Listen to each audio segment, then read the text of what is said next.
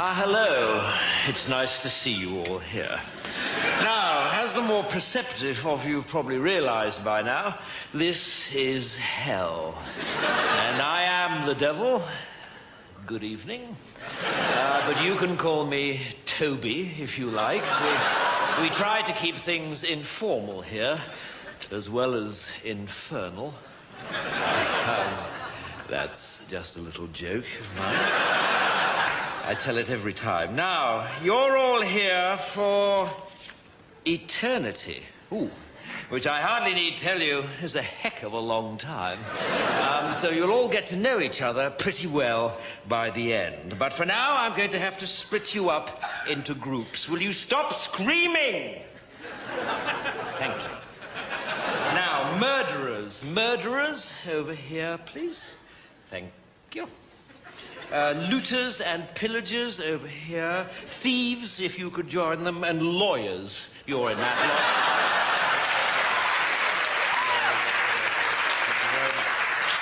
lot. Fornicators, if you could step forward.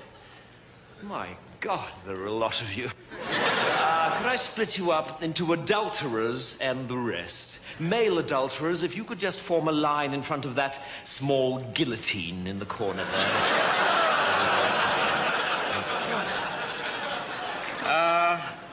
The French, are you here?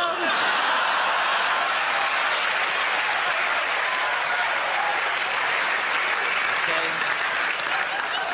If you'd just like to come down here with the Germans, that'd be lovely. I'm sure you'll have plenty to talk about.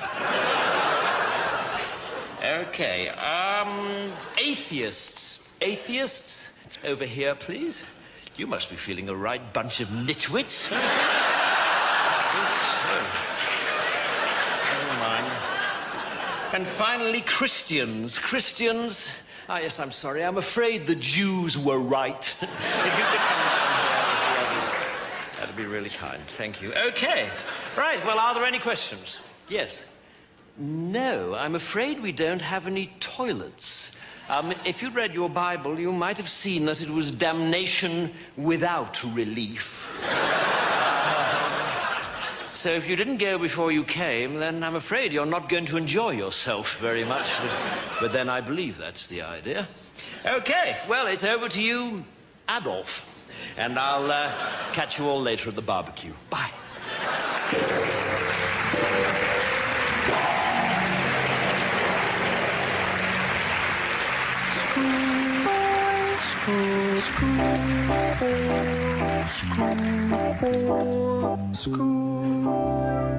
Well, now, Mr. Perkins, it was good of you to come in.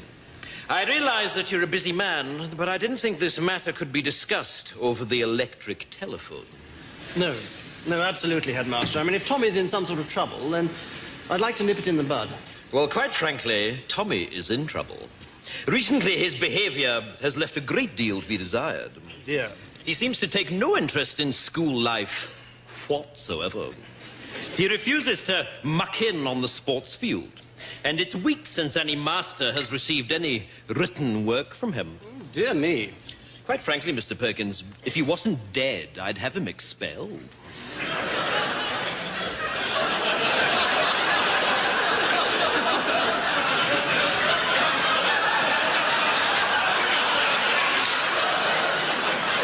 Beg your pardon? Yes, expelled. If I wasn't making allowances for the fact that your son is dead, he'd be out on his ear. Tommy's dead? Yes, he's lying up there in sick bay now, stiff as a board and bright green. And this is, I fear, typical of his current attitude. You see, the boy has no sense of moderation. One moment he's flying around like a paper kite, and the next moment he's completely immovable. And beginning to smell. How did he die? Well, is that important? Yes, I think so. Well, it's all got to do with the library. You see, we've had a lot of trouble recently with boys taking out library books without library cards. Your son was caught, and I administered a beating during which he died. But you'll be glad to know You'll be glad to know that the ringleader was caught, so I don't think we'll be having any more trouble with library discipline. You see, the library card system... I'm sorry. You beat my son to death? Yes, yes, so it would seem. Please, I'm not used to being interrupted. You see, the library card system was introduced... Well, exactly what happened? Well, apparently boys were just slipping in the library and taking the books. No, during the beating. Oh, that? Well, one moment he was bending over, the next moment he was lying down. I mean, deadish. Mr. Perkins, I find this morbid fascination of yours with your son's death quite disturbing. What I'm talking about is his attitude. And quite frankly, I can see where he gets it from. Well, it wasn't me that beat him to death. Well, that was perfectly obvious to me from the first day he arrived here. I wondered then, as I wonder now, if he might not have turned out to be a very different boy indeed if you had administered a few fatal beatings early on. Are you mad? I'm furious. In order to accommodate the funeral, I've had to cancel afternoon school on Wednesday. This is preposterous. Yes, it is. Or at least it would be if it were true.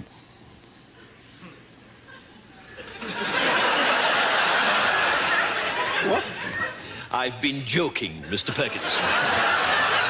Pardon me, it's my strange academic sense of humor. I've been pulling your leg. Oh, thank God. I wouldn't cancel afternoon school to bury that little shit.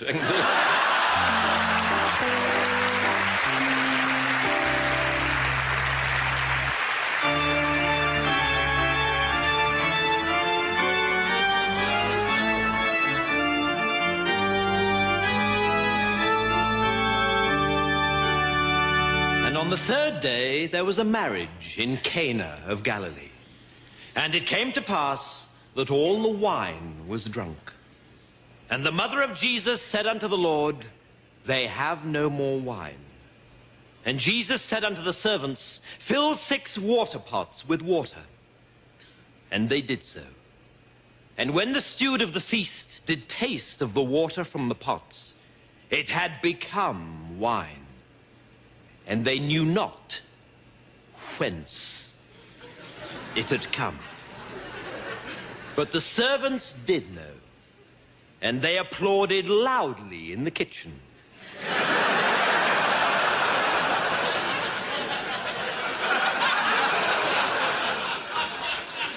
And they said unto the Lord, How the hell did you do that?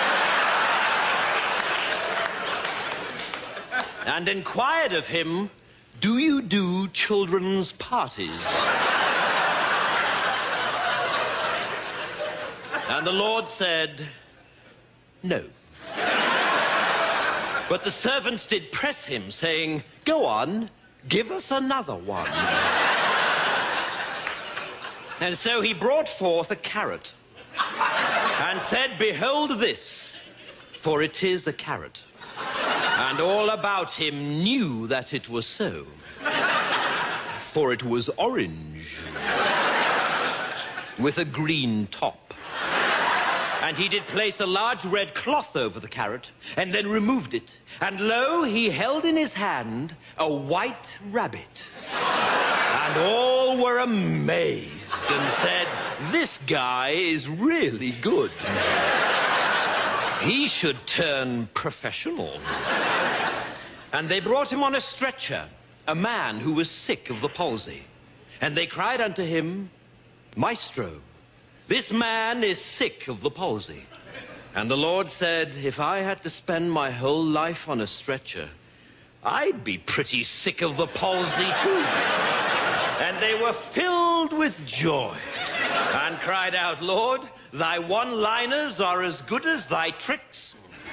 Thou art indeed an all-round family entertainer.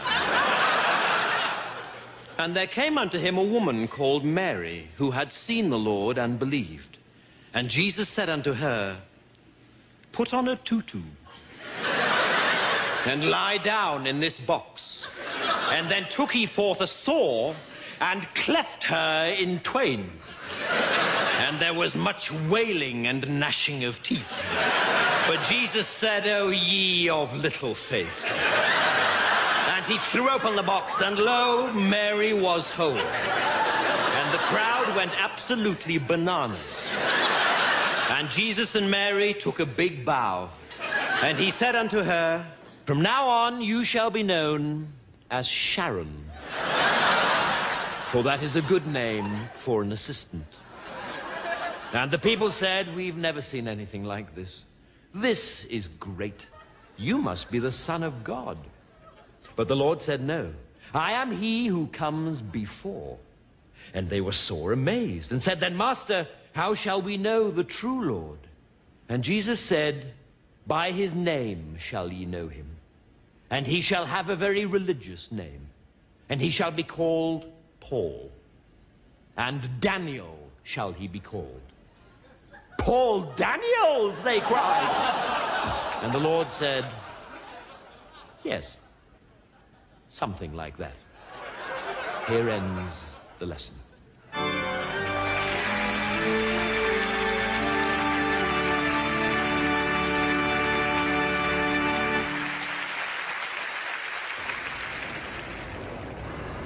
And now, in the latest of our series, A Day in the Life, we present A Day in the Life of the Invisible Man. Every morning, I go to work by tube.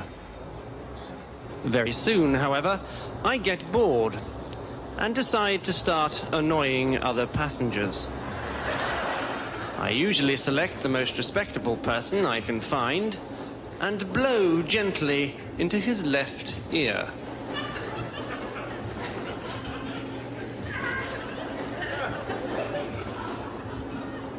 Then into his right ear. Then perhaps down the back of his neck. It's about this time that the man thinks I am a draft. But not for long, because I soon stick 2 fingers up his nose. Higher and higher, removing them just before he sneezes.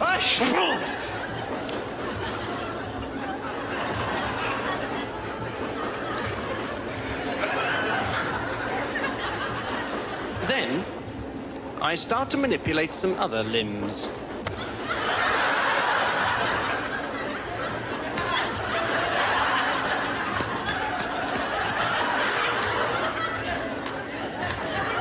Now I leave him alone. For about 10 seconds.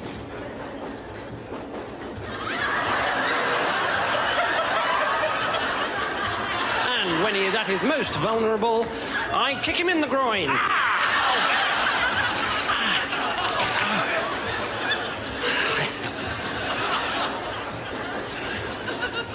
And steal his seat.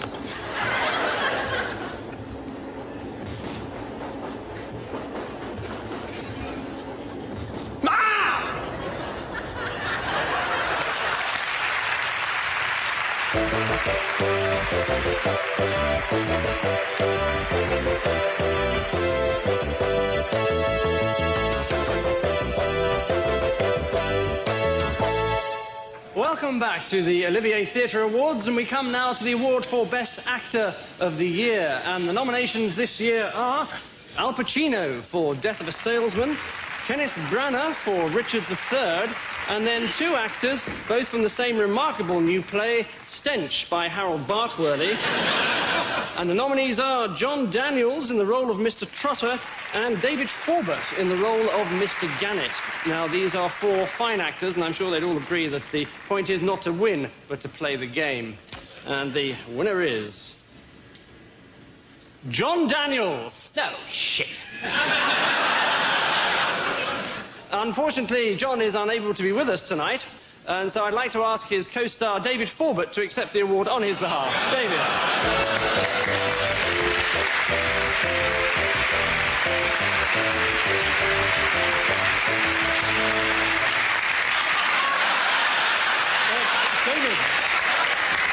David, perhaps you'd like to say a few words, David.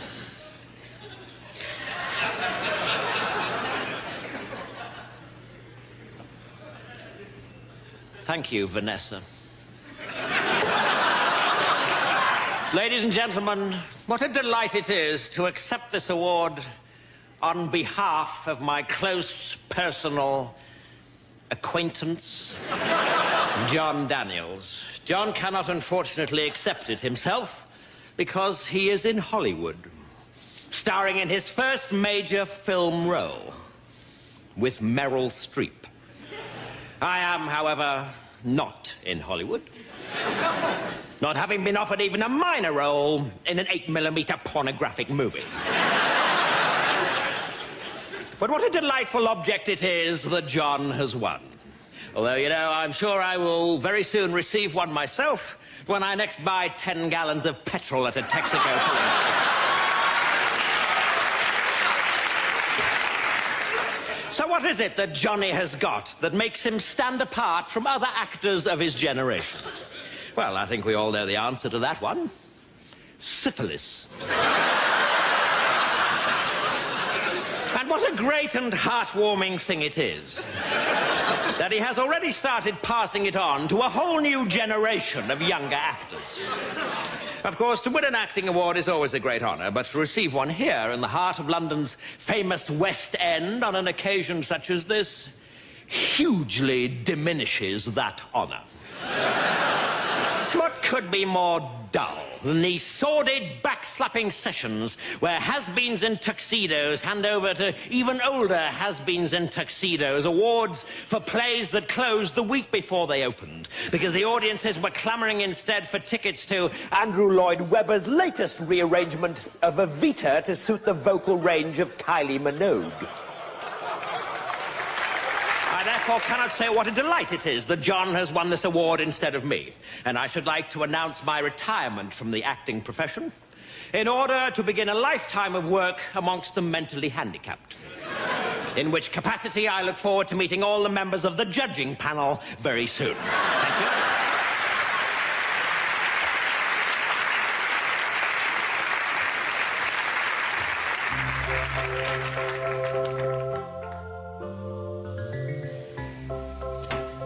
Good evening and welcome to the Boston University Huntington Theatre for this, the second part of our course in elementary courting for men.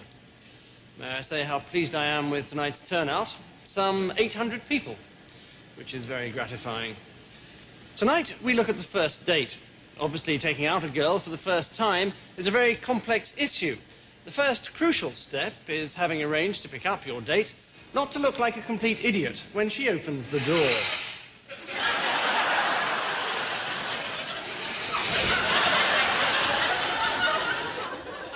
Best to look as though your attention has been momentarily distracted.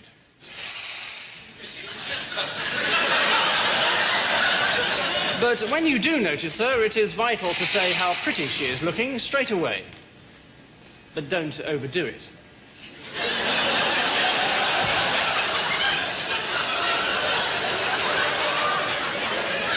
If at this point you are introduced to her parents, attitude is all important. You can be too casual. You can be too keen.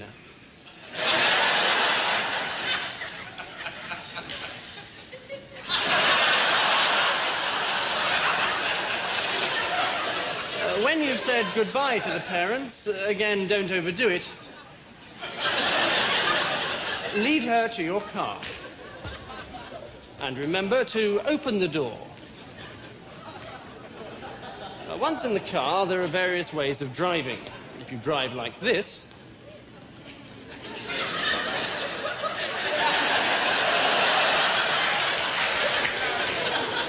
you might lose her respect. If you drive like this,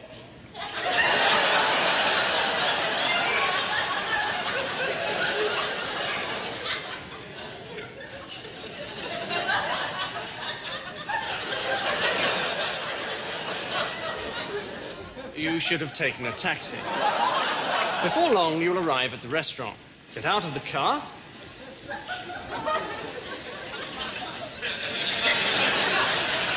And escort her to your table.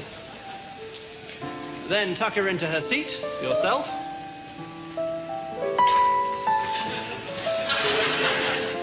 and attract the waiter's attention.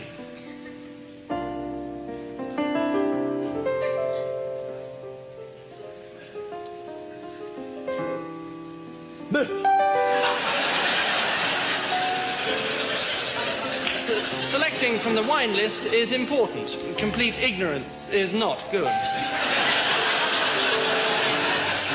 When the bottle arrives, there's much to be made in the tasting of it, but don't be too professional.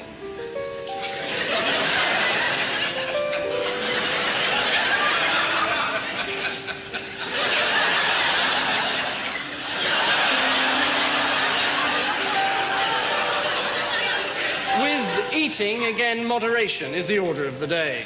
Don't eat too fast.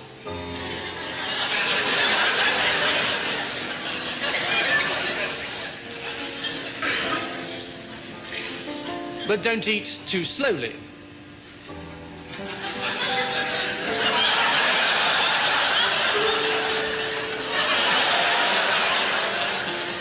Next is receiving the bill. This is a very important moment. You must be sure not to lose your cool.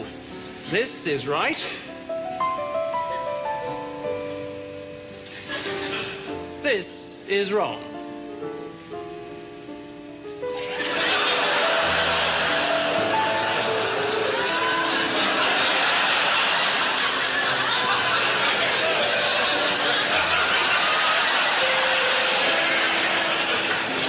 The girl may, of course, offer to pay herself, in which case you should refuse. For a while. Next stop is a fashionable discotheque. Once inside, you might look slightly strange if you try and talk over the music. So just stand casually and look sexy.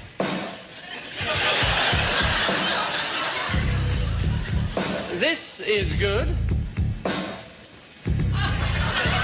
This is better. This is starting to be misguided. After stance, dance technique is most important. Most people don't know how to dance, and so do too much. Other people do too little. Some people dance as if there's something up their bottom.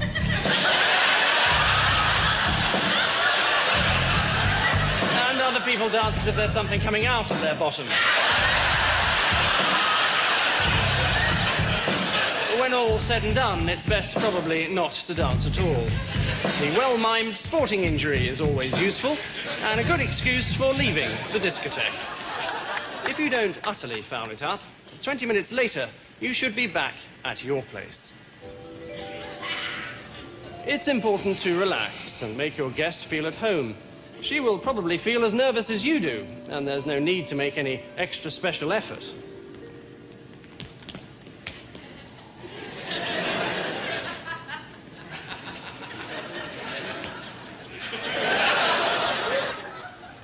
Then, putting on the music.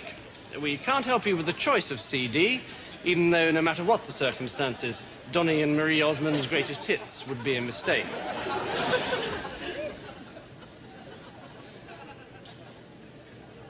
At all costs, avoid the temptation to brag about your stereo.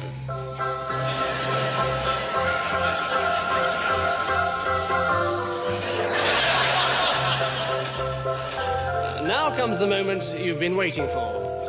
The seduction. This is the subject of next week's lecture.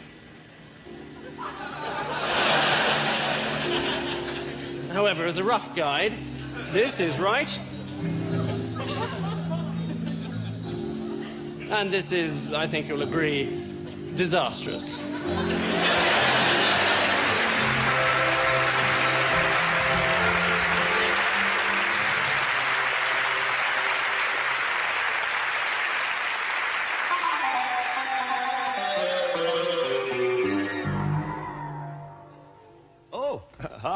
Good evening, gentlemen.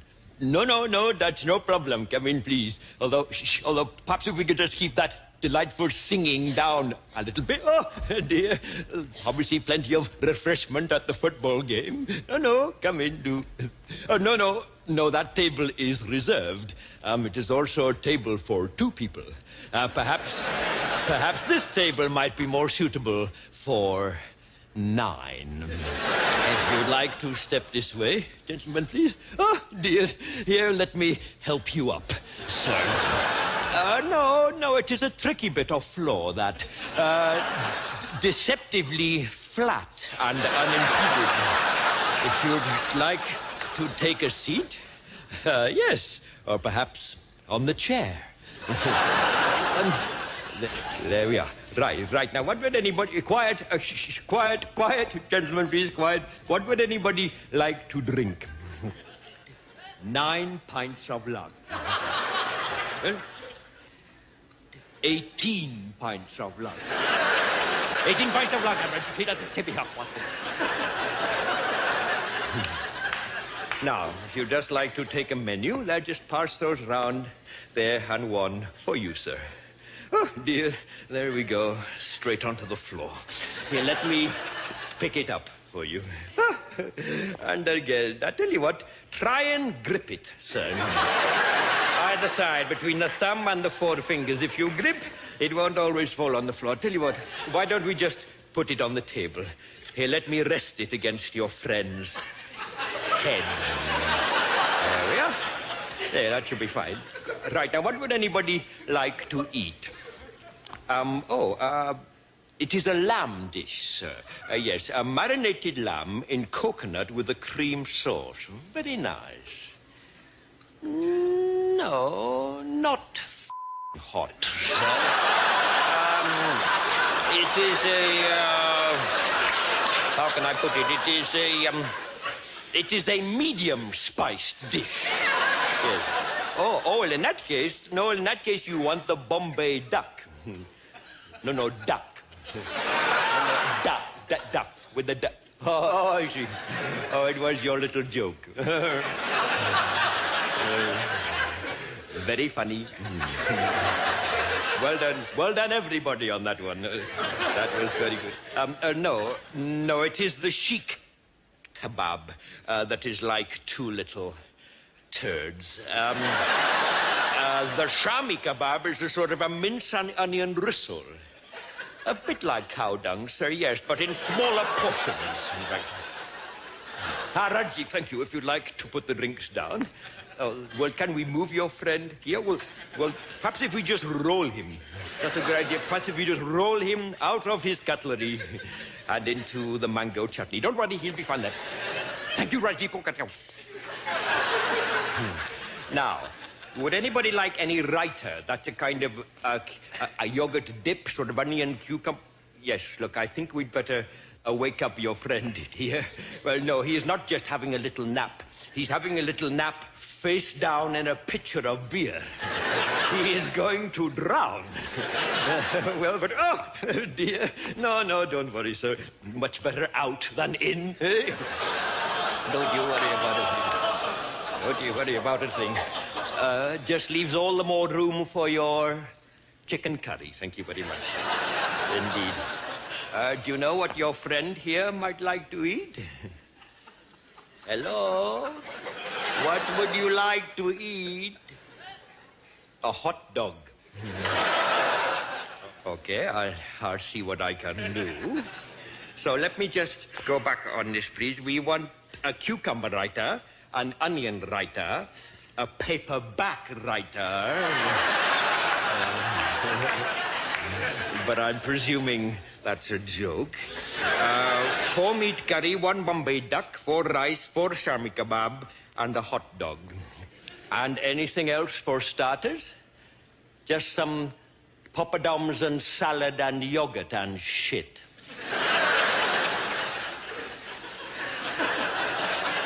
Okay, I'll see what I can do. Although I'm not sure you'll be needing that last item. As you all seem quite full enough of shit already. Raji, come on.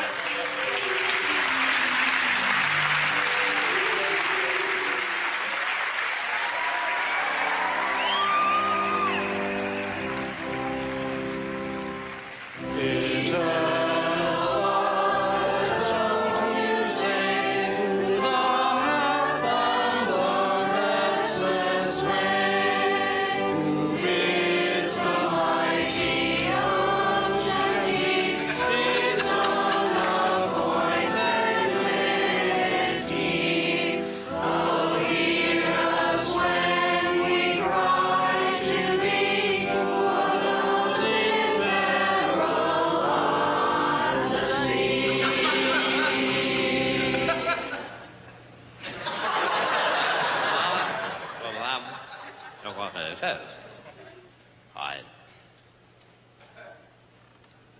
You walk over there where I eat.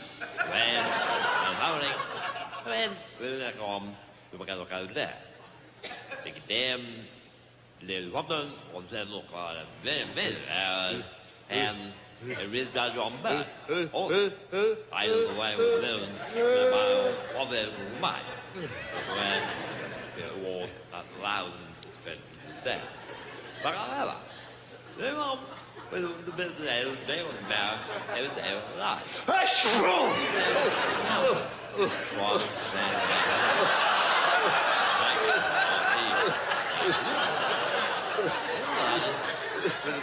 Back, let's go on our for war and life where I felt. Next what we have there. Yeah.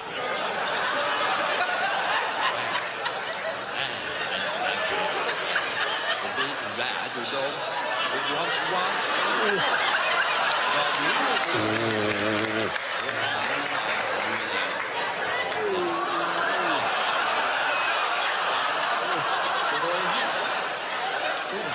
Well, then it is. I want it. You that. Even then.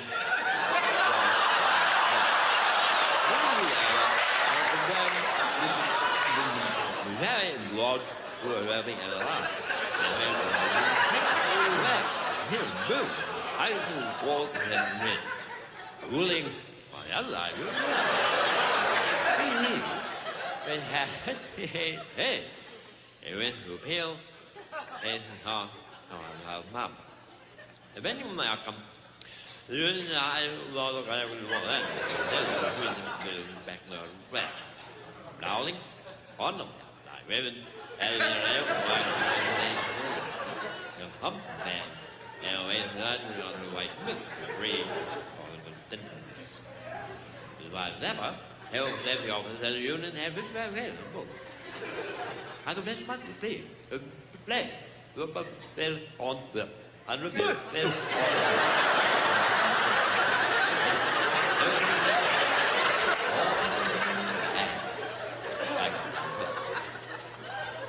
Back to the crowd, there they were fallen, for clear to go to the back of the hum, and written that is where I covered and where I came. And the ball in the morning was well back. The room was at lunch. Her. I take hall. I pin and hall. Hey. What the land is quite very well. That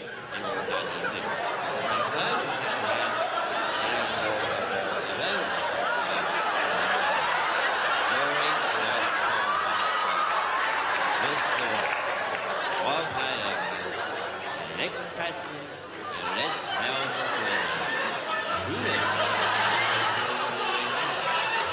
the whole is that Robert? It doesn't matter. Maria, never lover, who is the next graduate. I'll bring them all by the U.S. record both in where we find out the love of the world and but by the different part of the and the West, it is the West England, the West from the South, over the left.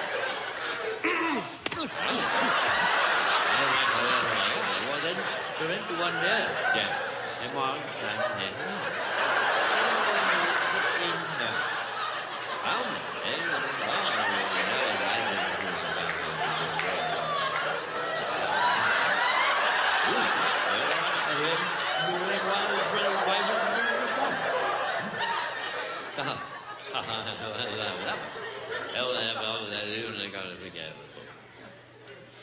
going to my water is that. And I will do it. I will change that position now to fair passion about here. On that one. Back.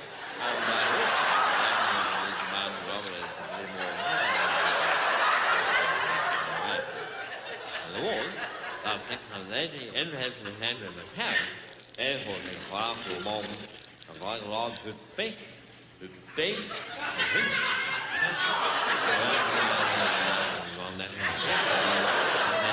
yeah, on the head. Women were among 11 operators in this place who worked along the war. They will be the hailing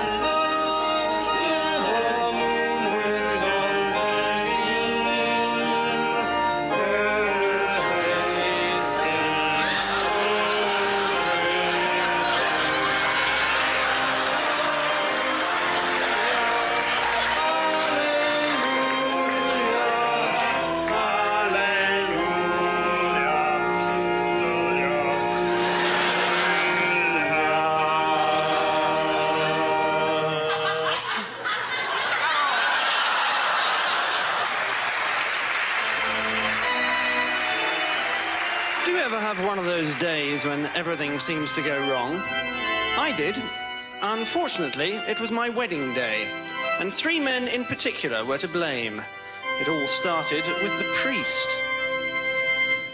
I now pronounce you man and wife. Well done. You may now kiss the bride. Nice one. All right, please be seated, everybody. I'd just like to say a few words before communion. You know, a lot of prospective brides ask me these days, Father, what is the church's attitude to fellatio?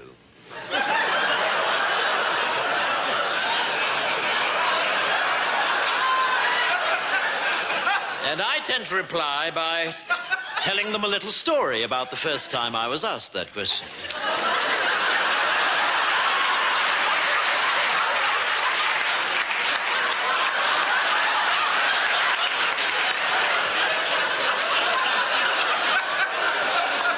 It was a couple of years ago now, and a young, attractive bride-to-be came up to me after a service and asked me just that question. Father, what is the church's attitude to fellatio? And I replied, well, you know, Joanne, I'd like to tell you, but unfortunately, I don't know what fellatio is. And so she showed me. And ever since, whenever anyone has asked me the question, Father, what is the church's attitude to fellatio? I always reply, well, you know, I'd like to tell you. But unfortunately, I don't know what fellatio is.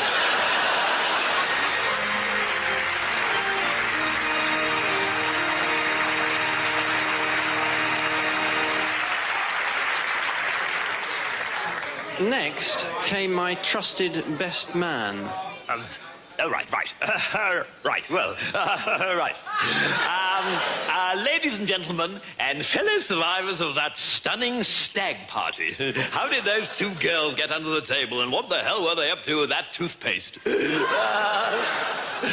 Right, well, just before I left the house this afternoon, I said to myself, you know, the last thing you must do is forget your speech.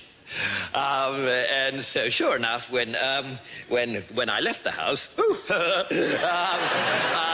the last thing I did, yes, you guessed it, was to forget my speech. So it's all ad lib, I'm afraid.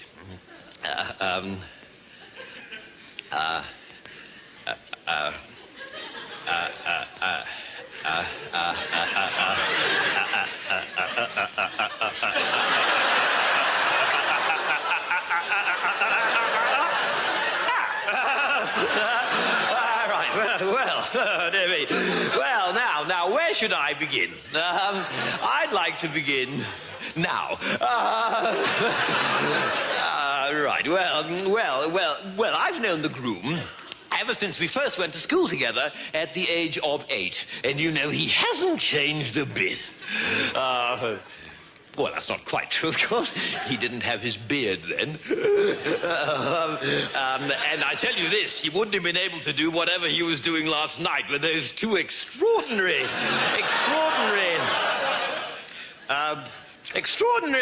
how little people change, isn't it?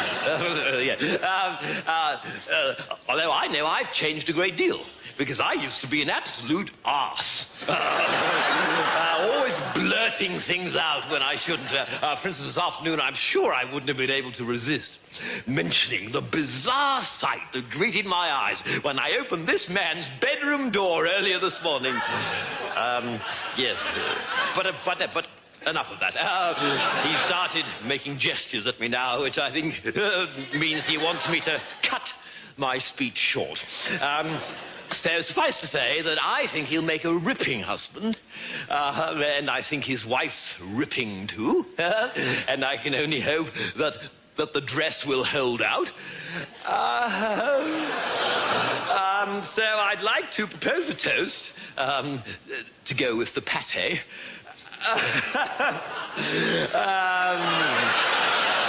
To the groom and to his lovely horse, wife. It's all starting to come back to me now. And I just know that their marriage will be as happy and satisfied as I was when I paid off those two prostitutes earlier this morning. Cheers.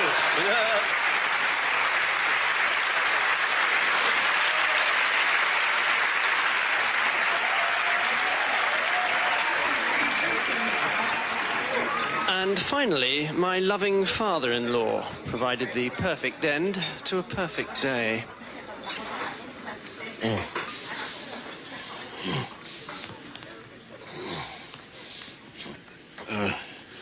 Ladies and gentlemen and friends of my daughter.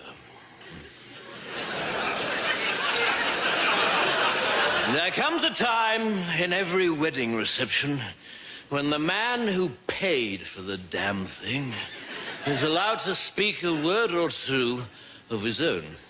And I should like to take this opportunity, sloshed as I may be, to say a word or two about Martin.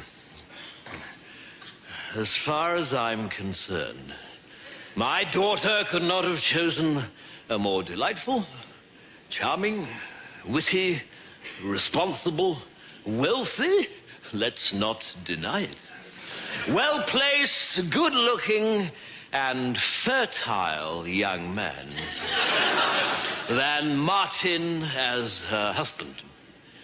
And I therefore ask the question, why the hell did she marry Gerald instead? Because Gerald is the sort of man we used to describe at school as a complete prick. If I may use a gardening simile here, if his entire family may be likened to a compost heap, and I think they can, then Gerald is the biggest weed growing out of it. I think he's the sort of man people emigrate to avoid. I remember the first time I met Gerald.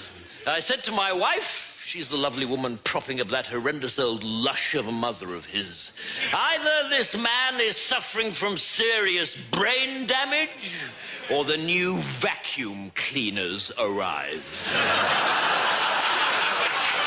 As for his family, they are quite simply the most intolerable herd of steaming social animals I've ever had the misfortune of turning my nose up to. I spurn you as I would spurn a rabid dog. I would like to propose a toast to the caterers.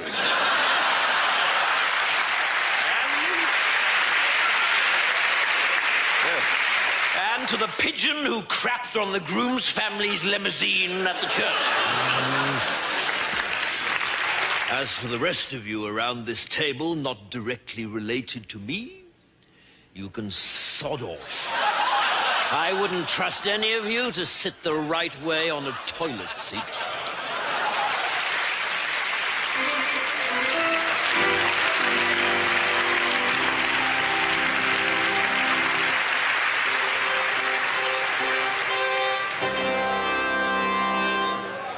Right. Good morning, everyone. Settle down now, please. Now, as you may know, we were hoping to have Mr. Jeremy Irons with us this morning, talking to us about the art of acting in the cinema.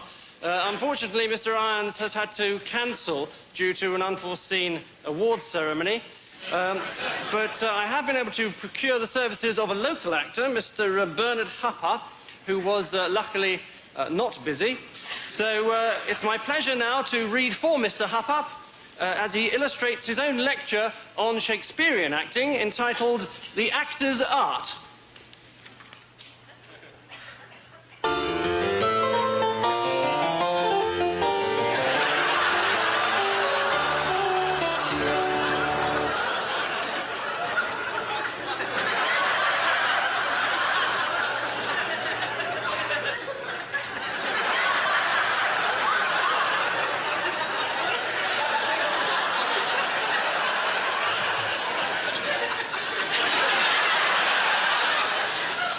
So, The Actor's Art by Bernard Hupper.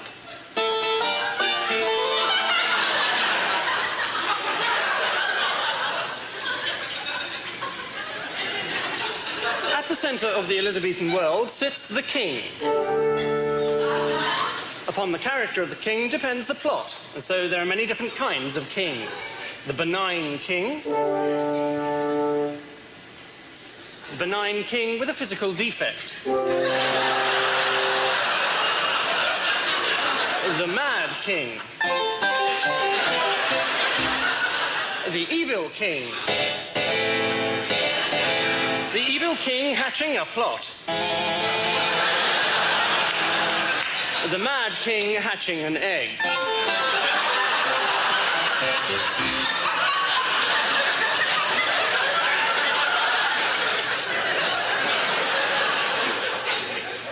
An important part was also played by messengers, distinguishable into many different types. A messenger enters bearing good news.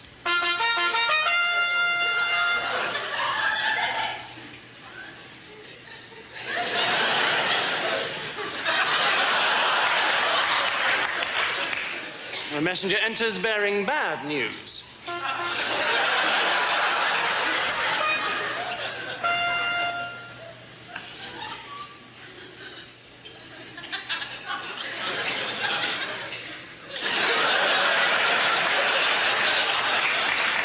A messenger enters bearing indifferent news.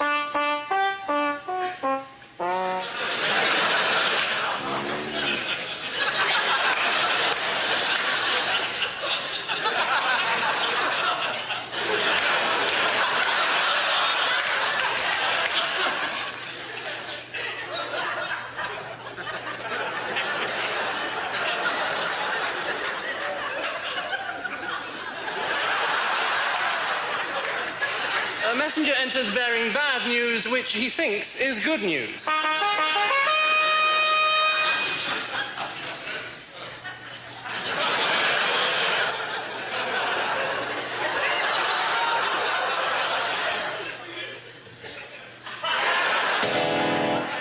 Death came swift and often in this brutal world.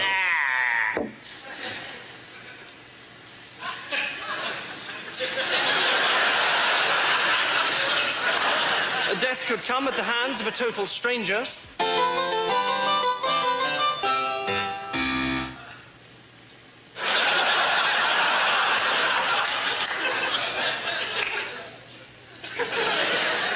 Or it could come at the hands of one's closest friend.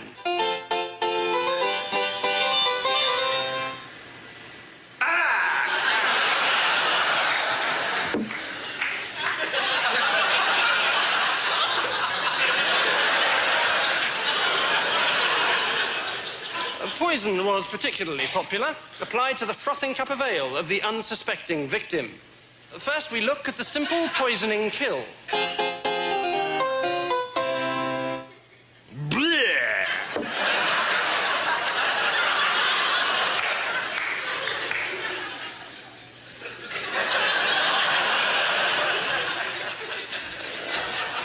And then the villain attempting to use poison.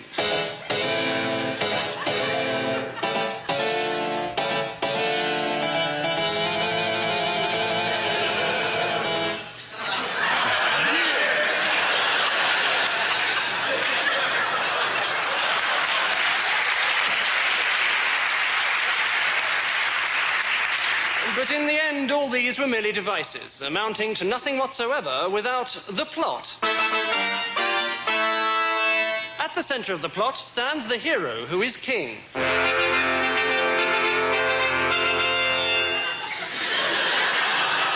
He has a twin brother, who is a villain, with a physical defect. War comes, and the hero must lead his men into battle. At the gates, the hero's mistress waits to bid her lover farewell.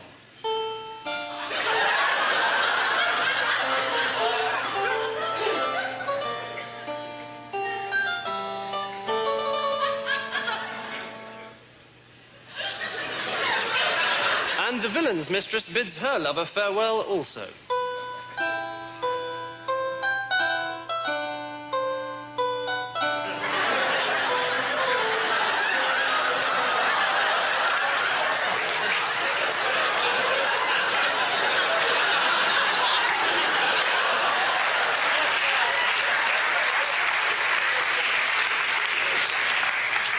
The war rages on for many years. Until, at last, a messenger arrives bearing the bad news of the death of the hero. So the villain becomes king.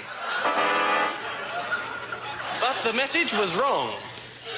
And years later, the hero returns. In disguise.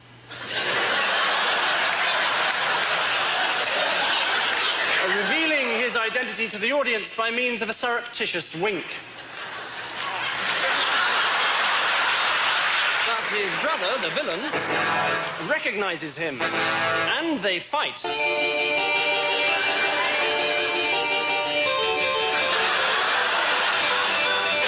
Finally, the villain is mortally wounded. He dies.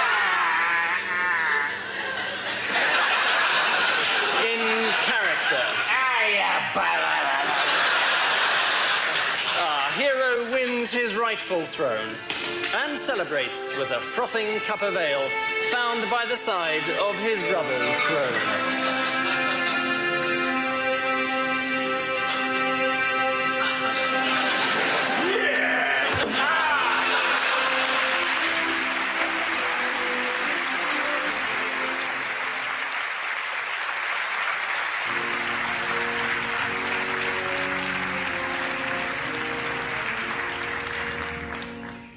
Ashes to ashes. Amen. We are gathered here today on this beautiful autumn morning to pay our last respects to Thomas Fairclough, Richard Mason, and Harold Walker. Tom, Dick, and Harry, as they were known to all of us. 3 stout fellows of our community who will be sorely missed. Tom, sadly, was blind, an affliction he bore with great fortitude, especially considering he was also deaf. His only power was that of speech and song, and we all recall his enormous voice joining lustily in our hymn singing. Of course, being blind and deaf, Tom never actually knew what hymn we were singing, which seemed appropriate, because we never knew what hymn he was singing either. In fact, if we had to be frank with each other, Tom didn't actually know any hymns. Thus it is with deep gratitude we recall the day when Colonel Grant, using only a sense of touch through the medium of a clenched fist, actually broke through to Tom and got him to shut up. Needing guidance through the darkness of life, Tom was lucky to have a friend like Dick. Dick had perfect eyesight and would gladly lead Tom wherever he wanted to go. Unfortunately, since Dick was also deaf, he couldn't actually hear where Tom wanted to go. Yet, like Tom, Dick never complained about his afflictions, did he? Well, he couldn't. He was dumb. But, blessed with the gift of vision, though stone deaf, he was a tremendous fan of Olivia Newton-John. Being such an idiosyncratic pair, deaf to the world about them, Tom and Dick were to have the permanent companionship of Harry. Harry could literally hear a pin drop. Although, being blind and dumb, he could not see to pick it up, or warn anyone else not to stand on it. And so, as individuals, they were sadly afflicted. But together, they were in possession of all of God's senses, weren't they? And it is together that we remember them. Together at their job, checking eggs at the battery farm. Dick would look for the cracks, Tom would complain to the foreman, and Harry would do the listening to Radio 1. Likewise, in the evening, when they had returned from work, they would all sit on the big red couch. Dick watching the television, Harry listening to the television, and Tom insisting that it was time to buy a television. Sadly, as we all know, 3 days ago, their peaceful lives were ended. Dick saw the combine harvester. Harry heard the combine harvester, but neither could cry out. Tom, who could have cried out, never had the faintest idea what hit him. And so they were all harvested together, blended into oneness at last, and now we trust are in heaven, as happy as any in that immortal host. For Dick will see the angels' choir, Harry will hear the angels' choir, and no doubt Tom will ruin it for everybody.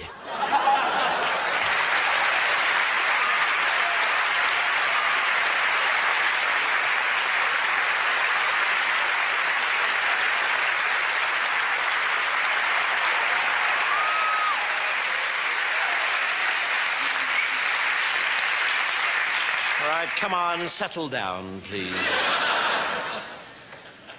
Answer your names. Anus.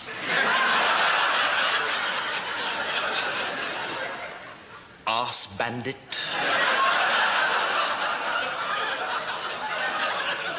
Bottom.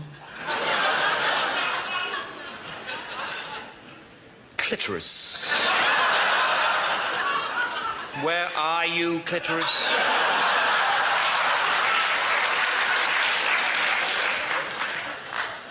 Doo-doo. Enema. Fist up.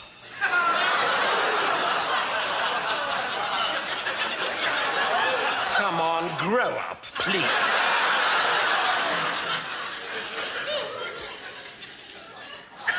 Genital.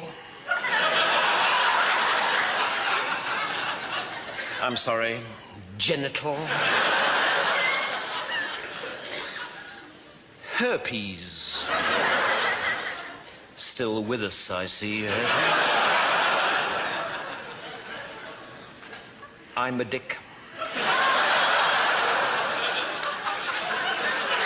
I'm a dick. Enema, you know I'm a dick, don't you?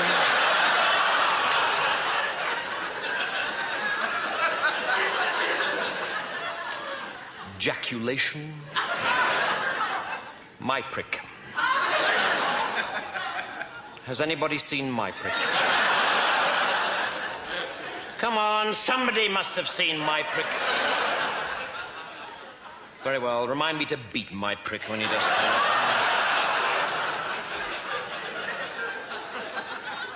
nice and quick.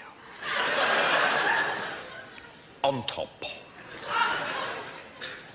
Pube. Ah, my prick. So good of you to turn up. Yes, well, now that you are here, my prick, perhaps you'd like to find a seat. Bottom, squeeze my prick in somewhere there.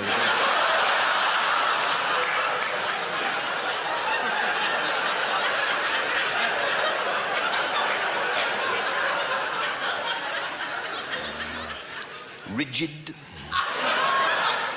Our Russian exchange student, suck me off.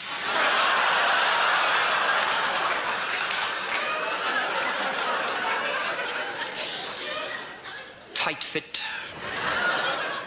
Up your vulva. Your prick. And zipper. Zipper. Absent.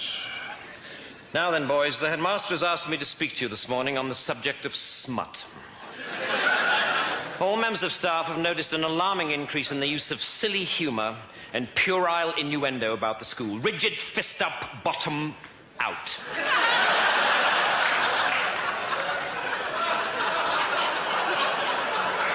There have been some disgusting doodlings on the walls of the lavatory. Sit up straight on top. One or two unpleasant health magazines have been found. If you fall asleep on top, I shall be very annoyed. And Mr. Hardon tells me that there's been a great deal of sniggering in his biology class. Tight fit, for heaven's sake, leave your prick alone. I don't care. Your prick had no business poking into your desk in the first place. I will not put up with this kind of behavior, boys. And neither, I must warn you, will Mr. Grit Big Heartcock. This is a school for the sons of gentlemen, and the theory is that one day you will turn into gentlemen yourselves. That is with the exception of Genital, who appears to be turning into a ferret.